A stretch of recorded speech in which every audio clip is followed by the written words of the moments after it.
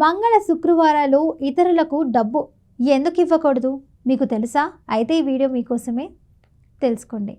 మంగళవారం శుక్రవారం డబ్బు ఇవ్వద్దు అంటారు, కానీ ఎందుకో తెలుసా? ఇది కేవలం పాత మాట కాదు, దాని వెనుక శాస్త్రీయమైన ఆధ్యాత్మికమైన కారణం ఉంది.